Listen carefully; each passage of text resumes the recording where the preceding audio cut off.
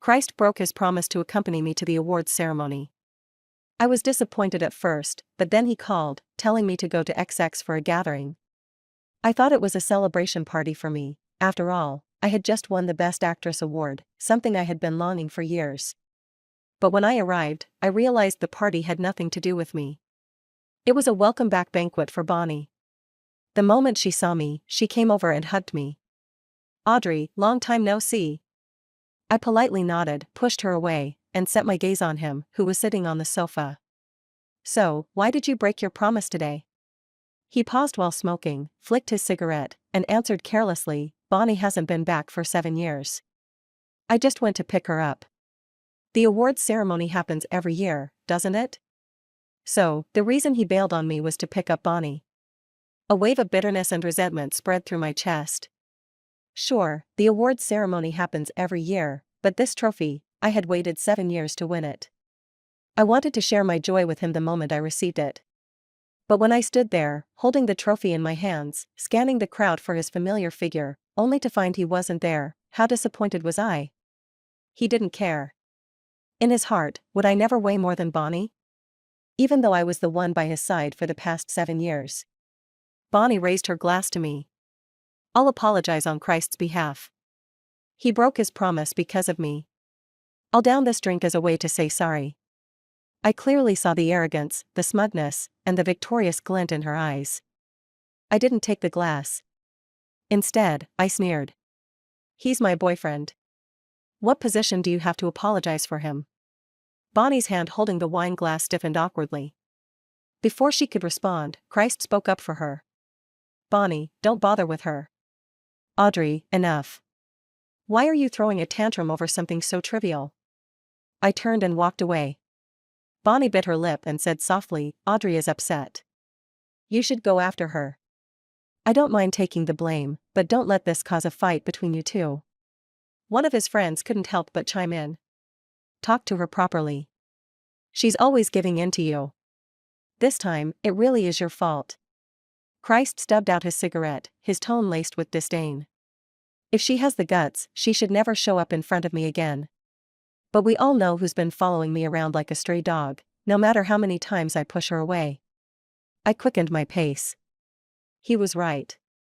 I was always the one compromising. Every time he threw me a few sweet words, I would soften. But this time I was done. From that day on, Christ and I entered a cold war. I packed my schedule with work, trying to drown myself in busy routines. Yet, news about him and Bonnie still found its way to me. That very night at her welcome-back party, he spent millions to display a citywide billboard ad saying, "Bonnie, welcome back." He secured Bonnie a role in Dan's new film, Dream See, a role that had almost been mine. I was already in the final stages of signing the contract. But just 2 days ago, the director called, saying they found a more suitable candidate. Turns out, that more suitable candidate was Bonnie. She never studied acting. She was a pianist. I had no idea why she suddenly wanted to be an actress. I had spent 8 years struggling in this industry, crawling my way up just to earn the right to audition for roles like this. But she got it, just because he said so. I once thought that at this stage in my career, I wouldn't have to face the same struggles as when I first started, having roles snatched away. But I never imagined that the one dealing me the heaviest blow would be the man I had been with for 7 years. It hurt so much that I could barely breathe. My chest ached, aching more than anything I had ever felt. He knew how much acting meant to me, how much effort I had poured into this craft over the years. But he didn't care. Or maybe, because it was Bonnie, he could hurt me as much as he pleased. My manager came rushing in after seeing the news. "What's going on? Isn't Christ your boyfriend? Why would he take a role from you and give it to someone else? Are you two fighting?" I stared at the flashing billboard outside, the words "Bonnie, welcome back" looping endlessly. It stung my eyes so much that they started burning. She came back, and he was so happy that he wanted the whole world to know. I pulled out my phone and sent him a message. "So, we're basically broken up now, right?" I was exhausted. I never thought I would be the one to say those 2 words first. 7 years, no matter how much warmth I gave, his heart never thawed. It was time to stop. He didn't reply. I let out a bitter chuckle. Guess that means we're done. My manager patted my back in comfort. You're too stubborn. When you were with him, I told you to ask him for more resources, but you refused. Now look, another woman shows up, and she gets a role in a famous director's movie. Forget it. It's over. With your looks, you won't have trouble finding someone better. There's a gala tonight. Maybe you'll meet someone interesting. At the gala. When Christ arrived with Bonnie, all eyes fell on me, waiting to see how I'd react. After all, our relationship was public. Whenever there was an event like this, he always brought me as his date. Bonnie stopped in front of me and smiled. Audrey, you look beautiful tonight. A lot of people are looking at you. Christ's gaze darkened as he scanned the room. Then, he smirked. Not as beautiful as you. I ignored them and walked away. The event was filled with industry elites, directors, producers, and big names in the business. I wanted to network, exchange contacts, and hopefully land a promising role. When I saw Dan, I decided to take one last shot at Dream C. I loved that movie. It was a reconciliation story, and some roles were still unfilled. I had barely started talking when Christ suddenly cut in. Don't bother. Bonnie doesn't like working with people she knows. You won't get the part. Bonnie wasn't even in the industry before this. What kind of nonsense was that? I gripped my wine glass tightly and took a deep sip, suppressing the burning anger inside me.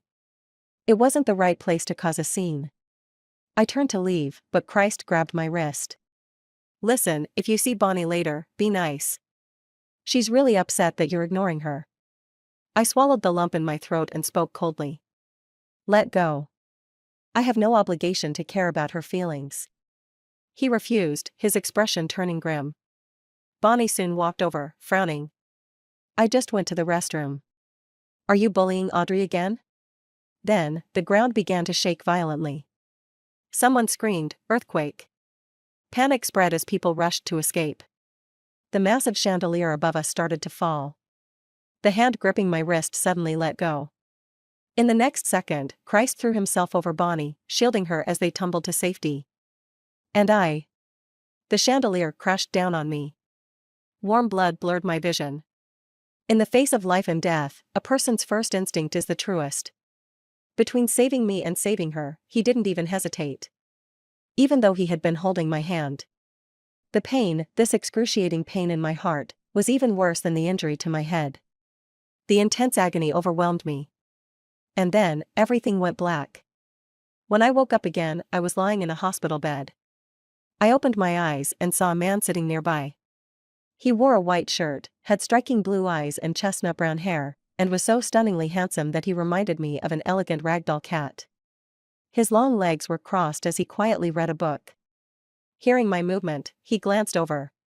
The moment those mesmerizing eyes landed on me, my heart started pounding uncontrollably. Without thinking, I blurted out, "Hey, handsome, mind giving me your number?" He chuckled. That smile made him look even more attractive. My heart raced even faster. Audrey, quit messing around. Don't we already have each other's numbers? Audrey. You're calling me that? It was then that I realized my mind was completely blank. Other than the ridiculously good-looking man in front of me, I couldn't remember anything.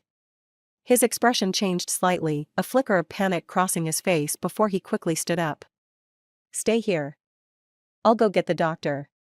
As soon as he left, another man walked in, carrying a glass of water. He was good-looking too, but in a completely different way, dressed in a sharp suit. His features were more chiseled and intense, with a brooding air about him. Something about his gaze made me feel uneasy. Since when did I have so many handsome men around me? His right hand was wrapped in gauze. He set the glass of water down, lowered his eyes to look at me, and said in an indifferent tone, "You're awake." I stared at him, confused. Who are you? The corner of his lips curled into a smirk. Somehow, it felt like there was a hint of mockery in it. So, now you're playing the amnesia card? If you think this will get you back to my side, think again. Were we close? I honestly don't remember anything except that my name is Audrey. He leaned in slightly, closing the distance between us as he studied me. Fine. If you want to act, I'll play along. He mumbled something under his breath, but I didn't catch it. What did you say? He looked me dead in the eyes and said, completely unfazed, I'm your brother. Just then, the handsome man returned with the doctor. The one claiming to be my brother immediately turned to leave. The handsome man said to him, Christ, take good care of Audrey. And stop wandering into other people's hospital rooms. Bonnie's wound is already healing. Christ scoffed impatiently. Then you take care of her. Didn't you like staying in her room anyway? After throwing out that remark, he turned to walk out. Before leaving, he shot me a glance. Hurry up and go so I can spend more time with the handsome guy. Seeing me staring so intently at him, Christ furrowed his brows before finally leaving. Good, he's gone. But for some reason, watching him walk away made me feel strangely suffocated, like a weight pressing on my chest. Could it be some kind of blood-related suppression? After the doctor examined me, he said that aside from the stitches on my head and some minor scrapes, I was fine. Once the stitches were removed, I'd be fully healed. There was no internal bleeding in my head, but as for my memory loss, there was no clear medical treatment for it. I'd stay in the hospital for observation for another day, then I could be discharged.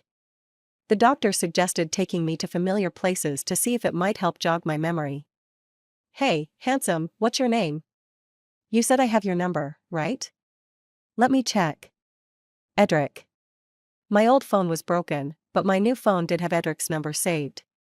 Strangely enough, Christ's number was pinned at the top. I guess we must be really close siblings. I immediately changed the pin to Edric's number instead.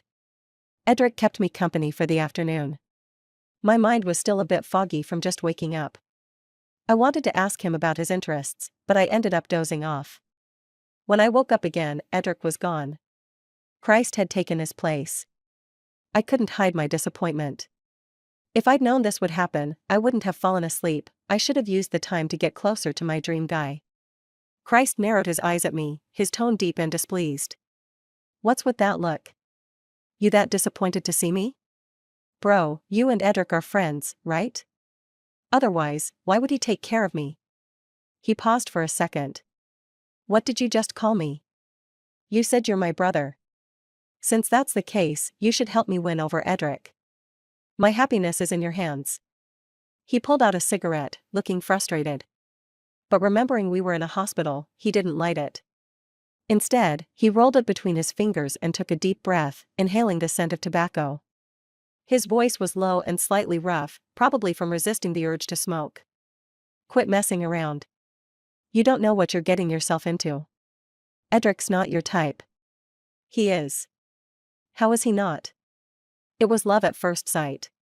I like tall guys, handsome ones, with warm smiles and dimples. He checks every box. Christ let out a strange, low chuckle, then crushed the cigarette in his hand, getting tobacco all over his fingers before tossing it into the trash. Fine. I'll help you. After I was discharged, Christ had Edric take me home. He, on the other hand, had to accompany some girl named Bonnie to a filming set. I walked up to him. Bonnie looked at me apologetically. Audrey, I'm so sorry. Christ has to go with me. It's my first time acting, and I'm really nervous. I waved it off. No worries. If he's willing, that's his choice. Christ was obviously trying to pursue her.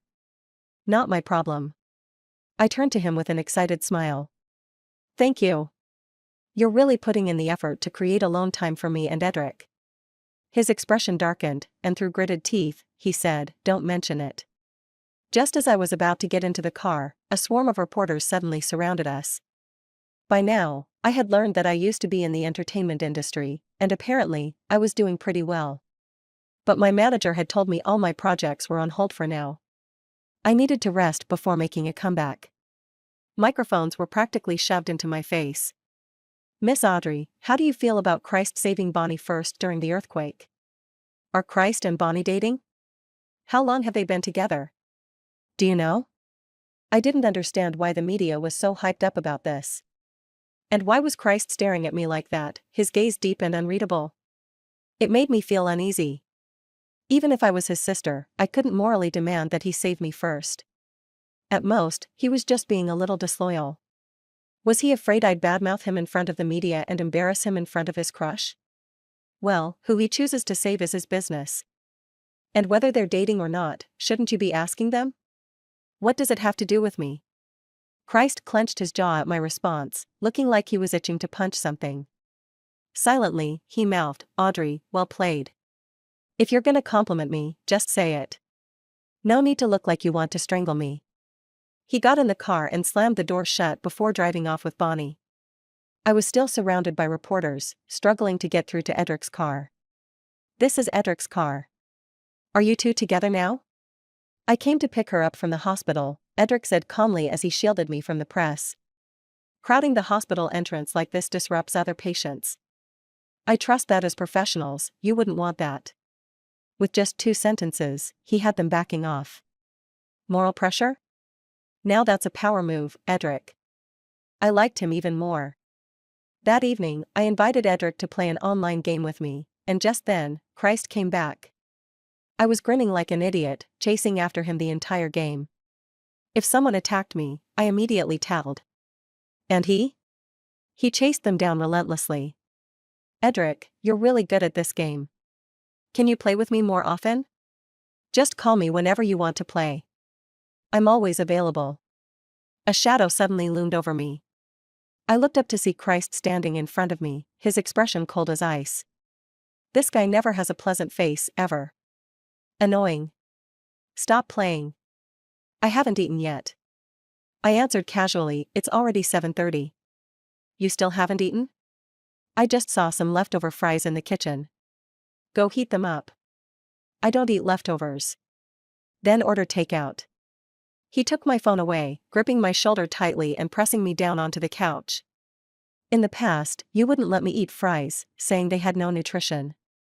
You wouldn't let me eat takeout either, calling it unhealthy. You used to go out of your way to cook food you knew I liked. Well, this little sister sure used to act like a full-time caretaker." I glanced at my game screen, my character was about to die. Pushing Christ aside, I grabbed my phone. "Then just go hungry." When the game ended, Edric said he had something to do and logged off. I turned to see Christ clutching his stomach, slumped on the couch, staring at me with a mix of resentment and grievance, like a mistreated, abandoned dog. Seriously? A grown man pouting because he didn't get fed? It didn't suit him at all. Not my problem, though. He wouldn't actually starve himself. I got up, ready to head upstairs for a shower and sleep. "Audrey, my stomach hurts." I heard his pitiful voice behind me. "Then get someone to buy you some medicine." "I'm tired. I have a lunch date with Edric tomorrow." Halfway up the stairs, I glanced back at him. His eyes lit up. I smirked. "Thanks for telling me he likes gaming. By the way, do you know what food he likes?" His body tensed on the couch. After a pause, he lowered his eyes and rasped, "I don't know." "All right, I'll just ask him myself. Getting to know each other better might strengthen our bond." He looked like he was in real pain now, hunched over, his fingers gripping the couch so tightly they turned white. For dinner, I picked a private dining restaurant, good privacy. And guess who else showed up? Christ, with Bonnie in tow. Bonnie insisted we all sit together, saying it'd be more fun. Christ didn't object. She pulled me straight into a private room and asked with concern, "Audrey, will that injury leave a scar on your forehead? I heard stitches can cause permanent hair loss." I immediately returned the concern. "I have plenty of hair, losing a little won't matter. But you should be careful. Earlier, I noticed your middle parting is almost a finger width wide. Maybe try stressing less to keep your hair from thinning." Edric chuckled at my words and reassured me, "You won't have a scar. There are lots of treatments to remove them now." Christ, on the other hand, just sat there silently. When the server handed over the menu, I asked Edric, "What do you like to eat?" "Fish. No organs. Spicy is good. Other than that, I'm not picky." "Alright, I'll order the house specialty, it fits your taste. You decide." "My treat." "No way. I said I'm treating you." "Fine, then I'll treat you next time." I added a few dishes I liked and handed the menu to Bonnie. She glanced at me while ordering. "Audrey, you and Edric seem really close now. Isn't that right, Christ?" Christ said nothing. I smiled. Yeah, it's like that. What do they call it? Imprinting? The first person you see, you naturally grow attached to. Edric seemed a bit unhappy. Are you saying you see me as your mom? Of course not. You're a guy. You better remember that. Christ suddenly scraped his chair back with an ear-piercing sound. Going out for a smoke. Edric said he'd join him. I sat for a while, but honestly, Bonnie and I weren't on the same wavelength. Nothing to talk about. So I got up and headed to the bathroom to hide for a bit. Turning a corner, I saw Edric leaning against the wall, a cigarette between his fingers. He took a drag and tilted his head back, exhaling a trail of smoke. First time seeing him smoke. Weirdly attractive. He spoke. Christ, you and Audrey are over now, right? Christ didn't respond. The cigarette burned down to his fingers before he finally said. What's that supposed to mean? I need a clear answer. If you two are done, I'm going after her. Christ crushed the cigarette in his left hand and tossed it into the trash. He let out a cold, mocking chuckle. His expression was indifferent, his voice casual. If you don't mind picking up my leftovers, go ahead. Edric's fist landed hard on his stomach. You talk about a girl who gave you 7 years of her life like that? Pathetic. Christ doubled over in pain but soon straightened, ready to swing back. Who the hell do you think you are? Edric calmly caught his wrist. Don't make a scene. We still have dinner to finish. If the reporters get wind of this, it'll be a mess. Since you admitted it yourself, you're done with her. I'll make sure she moves out and never sees you again. With that, he let go, took one last drag of his cigarette, and walked back inside. 2 bombshells in one go. My mind was spinning as I entered the restroom. Christ wasn't my brother, he was my ex. And Edric wanted to pursue me. So the best hunters really do appear as prey first. Christ calling himself my brother was clearly a move to push me away, to keep me from clinging to him after the breakup, so he could chase after Bonnie. No wonder every time I saw him, my chest felt tight. No wonder the reporters were so excited that day, asking me about their relationship. No wonder Christ's chat was pinned at the top of my messages. I must have cared about everything related to him. No wonder everything in the house came in pairs, like a couple's home. Turns out, it really was. Now, everything made sense. I splashed some water on my face, trying to look composed, then headed back to the private room. Everyone was sitting where they had been, calm and collected. Except Christ barely touched his food. When we finished eating, just as we got up, he suddenly clutched his stomach and collapsed to the floor. His gastritis must have gotten worse. Bonnie panicked and grabbed his arm, calling his name anxiously. I said, call an ambulance. Bonnie obeyed. I took Edric's hand and turned to leave. But then my left hand was caught. Looking back, I saw Christ kneeling on one knee, pale as a sheet, trembling from the pain as he gripped my wrist. You're not coming with me to the hospital? No. Bonnie's with you, that's enough. I wouldn't be of any help anyway. Edric and I have a movie to catch. It's about to start, we'll be late. His eyes flickered with disbelief. I pulled my hand free. As I walked away, I heard his voice, soft as a whisper. If I got sick before, you'd be more worried than anyone. Now, you won't even look at me. Too bad. That was the past. Now? I've forgotten. No matter how much he hurt, I felt nothing. Just a bystander. After the movie, we were taking a walk. Just as Edric was about to hold my hand, my phone rang. I saw that it was Christ calling. He kept dialing nonstop, so I finally answered. His voice was weak as he said, I'm having a stomach hemorrhage. Annoyed, I asked, anything else? He was interrupting my date. There was a long silence on the other end. Then he asked, you're not coming to see me? No need. I'm not a doctor, and I'm not medicine. If there's nothing else, I'm hanging up.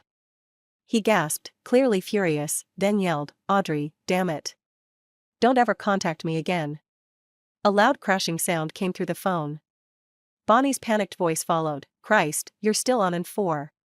Why did you kick over the stand? The blood is spilling everywhere, nurse. I hung up. For a brief moment, my head throbbed, and hazy images flashed in my mind. It seemed like I was sick, lying in a hospital bed, making repeated phone calls. When the other person finally picked up, they just said, "I'm busy. Don't bother me if it's nothing important." I had asked cautiously, "I'm sick, my head feels so dizzy. Can you come see me?" But there wasn't a hint of concern in their voice. "If you're sick, see a doctor. Don't come to me and ruin my race time." I had clutched my phone and cried in silence. Thinking about that now, I suddenly felt something wet on my face. "Why are you crying?" Edric looked at me nervously and wiped my face, a little flustered. I simply said, "Headache. I'll take you to the hospital." "No need. It'll pass in a bit." He offered to massage my temples to help. Once I felt better, he drove me back to the villa. Before I got out of the car, he said, "I know this might seem like I'm taking advantage of the situation, you've lost your memory, and you instinctively trust me because I'm familiar. But I want to take this chance to get closer to you. I want to pursue you again. I tried once before, a long time ago, but I want to try again. Can I?" I told him that if he had chased me before and I rejected him, I must have had no sense. Edric said he first met me in our freshman year of college. Back then, I used to feed the stray cats on campus. One day, I saw someone trying to hurt them. I saved a calico cat but got injured in the process. By the time someone found me, I was still comforting the wounded cat despite my bleeding hand. Edric first saw me as I was being taken away in a police car. My uniform was covered in mud, my sleeves torn, and there were a few scratches on my face from the abuser's nails. Honestly, I must have looked like a mess. I joked that he must have some hero worship complex. He said no, it wasn't about that. He just wanted to protect me. He felt sorry for me. Even when I was bruised and battered, he still found me incredibly beautiful. After that, he couldn't help but notice me more. He realized I was usually quiet, soft-spoken, he could hardly believe someone like me had the courage to fight a guy wielding a knife. Later, he tried to pursue me. But I had been cold to him. At a group dinner where our friends teased us, I had taken him aside and told him bluntly to stop wasting his time. I told him we had no chance, I already liked someone else. At the time, he had asked me, if I had met you first, would I have had a chance? I had only said, I don't answer hypothetical questions. There are no ifs in this world. Now, life had given him a second chance to start over. I hesitated. Right now, I was happy. I liked him, too. But was this just a dependence caused by my memory loss? And what about my memories, were they a ticking time bomb? If they returned, would I end up hurting him again? I voiced my concerns. He told me, even if all I gave him was a short-lived romance, he would cherish it. He had dreamed of being with me for so long. Even if I left him after regaining my memories, he wouldn't blame me. After saying that, he was so nervous he couldn't even look at me, his fists clenched tightly. Seeing how cautious he was, my heart ached. I softly said, "Okay." Hearing my answer, Edric looked up, his eyes curving into bright crescents. Overjoyed, he pulled me into a tight embrace. The next day, I decided to look into my assets. As a top-tier actress, I own several properties, including one near Christ's Villa. Seems like, in the past, I really did revolve around him. Without hesitation, I packed up all my belongings from that house. Anything couple-related, I threw away. Clothes, I cleaned out completely. Then I called a moving company and had everything sent to my own villa. While I was sorting things out, Edric called. He said he needed to return to our city. His grandmother was sick. Since I had nothing urgent to do in B City, I offered to go with him. Edric's grandmother was already in the hospital. The diagnosis was mid-stage lung cancer. I grew up with my grandma, he said, looking deeply guilty. But I've been so busy these years that I neglected her. If it weren't for you reminding her to get annual checkups, they wouldn't have caught it early enough for treatment. She wouldn't want to see you looking like this. He straightened up, then took me to his family home. As soon as we arrived, a calico cat darted out and leaped into my arms, licking my hand with its tiny tongue. I found it incredibly affectionate and adorable. Edric smiled and told me, "This is the cat you saved back then. It probably still remembers that you were the one who rescued it." After that incident, he had taken the cat in and raised it for 8 years. I stayed with Edric in our city for 2 months. But his grandmother was already old, 70 years old, with a frail body and deteriorating health. The cancer had spread, and she was in the final stages. The doctors said she had at most 2 months left. Any further treatment would only prolong her suffering. Edric thought about it for a long time and finally decided to bring his grandmother home and take care of her himself. Her final wish was to see Edric get married. I brought up the idea of holding a fake wedding with him, just to make her happy. But he refused, saying he didn't want to force me into something like that. If we held a wedding, the media would surely make a big deal out of it, and he was afraid it might affect my future. I teased him on purpose. "Oh? So you never really planned to marry me in the first place? Dating without marriage in mind is just playing games, you know." He immediately denied it, repeatedly assuring me that he was serious. He even raised his hand and swore that if I were willing to marry him, he would be over the moon. I laughed. "Then what's the big deal? I don't mind. If a fake wedding can fulfill your grandmother's last wish, it's worth it." Sadness flickered across his face. "You might regret this after you get your memory back." These past 2 months, with his grandmother's illness weighing on him, his mood had been low. I stepped forward and hugged him, tilting my head up to look at him. "Where's your confidence? You're so handsome, why would I regret it?" "Because you don't remember how much you loved Christ before," he murmured, his voice trailing off into an even heavier silence. Spending these 2 months together had deepened our bond. Seeing him like this made my heart ache. I cupped his face, stood on my tiptoes, and kissed his cheek. "I promise, even if I get my memory back, I'll still love you. Don't be sad, okay?" That finally brought a little light to his eyes. He hugged me and kissed me back. "Even if you're just saying that to make me happy, I don't care. I'll go make the arrangements for the wedding." By now, the media had already been reporting on how Edric and I had been frequently seen at the hospital. So when news of our wedding broke, the rumors spiraled out of control. Some even claimed that we had been visiting the hospital's maternity ward and that we were only getting married because I was pregnant.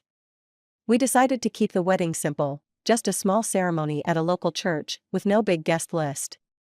The whole point was to fulfill his grandmother's last wish.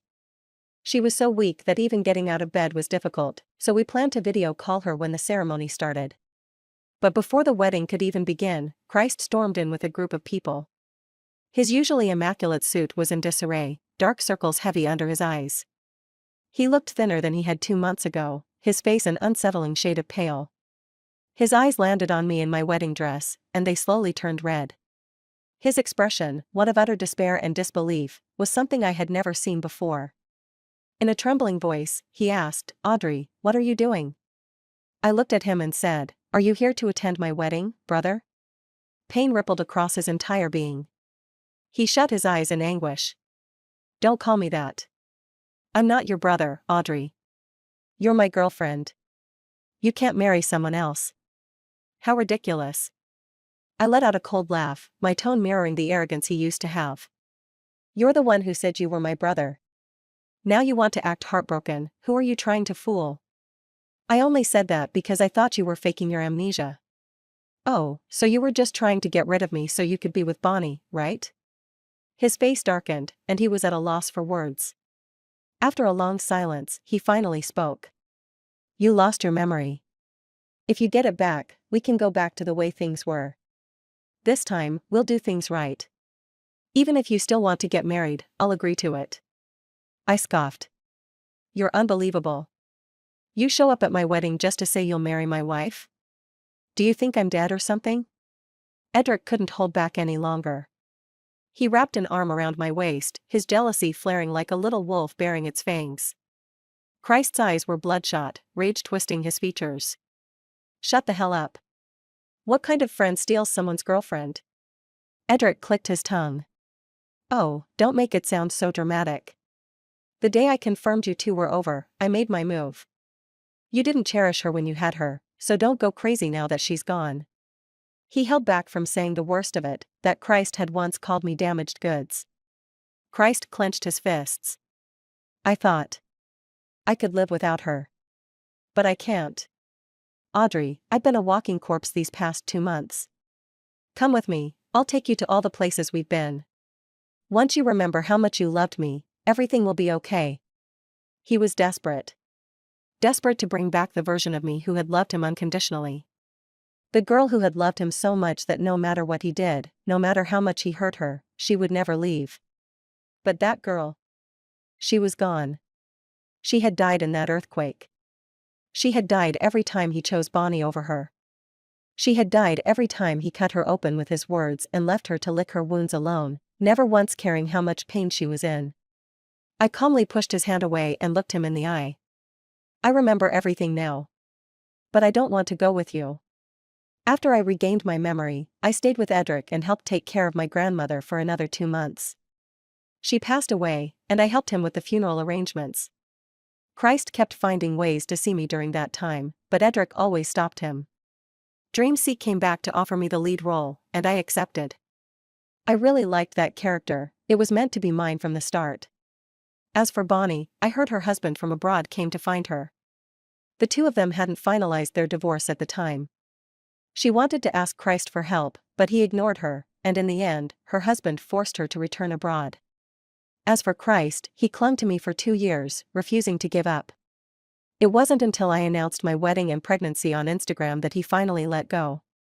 The next news I heard about him was that he had mid-stage stomach cancer. His assistant reached out to me, asking if I could go see him at the hospital one last time. Seeing that I was hesitant, Edric said, "I'll go with you. He's in such bad shape, I'm not that petty." Even though he said it, his face showed reluctance. At the hospital, Edric said he'd wait outside the room for me. Lying in the hospital bed, Christ looked lifeless and pale.